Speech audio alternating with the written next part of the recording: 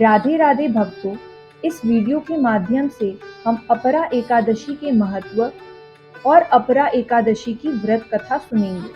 हर साल ज्येष्ठ माह के कृष्ण पक्ष की एकादशी तिथि को अपरा एकादशी मनाई जाती है। इस दिन भगवान विष्णु की पूजा की जाती है। जो फल तीनों पुष्कर में कार्तिक पूर्णिमा को स्नान करने से या गंगा तट पर पितरों को पिंडदान करने से प्राप्त होता है, वही अपरा एकादशी का व्रत करने से प्राप्त होता है।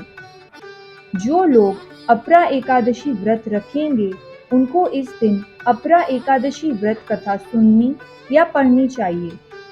इस व्रत कथा को तो सुनने मात्र से ही पाप मिट जाते हैं। तो चलिए फिर शुरू करते हैं। एक बार युधिष्ठिर भगवान श्री कृष्ण से कहने लगे कि हे भगवान, ज्येष्ठ कृष्ण एकादशी का क्या नाम है तथा उसका महत्व क्या है, तो कृपा कर कहिए।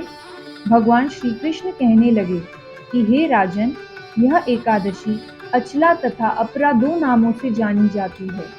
पुराणों के अनुसार एकादशी अपरा एकादशी है क्योंकि यह अपार धन देने वाली है। एक समय की बात है, एक राज्य में महिद्विज नाम का राजा शासन करता था। उसका छोटा भाई वज्रध्वज बड़ा ही पापी था। वह अधर्म करने वाला, दूसरों के साथ अन्याय करने वाला और क्रूर था। वह अपने बड़े भाई महिध्वज से घृणा और द्वेष करता था। इसके परिणाम स्वरूप उसने अपने बड़े भाई के खिलाफ साजिश रची और एक रात उसने बड़े भाई की हत्या कर दी। उसके शव को ले जाकर जंगल में एक पीपल के पेड़ के नीचे गाड़ दिया। राजा महिध्वज अकाल मृत्यु के कारण प्रेत योनि में प्रेतात्मा बनकर उस पीपल के पेड़ पर रहने लगे। फिर वह प्रेतात्मा राजा बड़ा ही उत्पात मचाने लगा। एक दिन वहां से धौम्य ऋषि गुजर रहे थे। तभी उन्होंने उस प्रेत को पीपल के पेड़ पर देखा। उन्होंने अपने तपोबल से उस प्रेत राजा के बारे में सब कुछ पता कर लिया। तब उन्होंने प्रसन्न होकर प्रेतात्मा को पेड़ से नीचे उतारा और परलोक विद्या के बारे में ज्ञान दिया। धौम्य ऋषि ने उस प्रेतात्मा राजा को प्रेत योनि से मुक्ति दिलाने के लिए स्वयं ही अपरा एकादशी का व्रत रखा।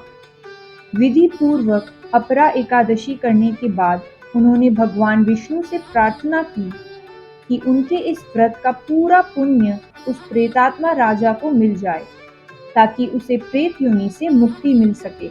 भगवान विष्णु की कृपा से उस राजा को अपरा एकादशी व्रत का पुण्य मिल गया, जिससे वह प्रेत योनि से मुक्त हो गए।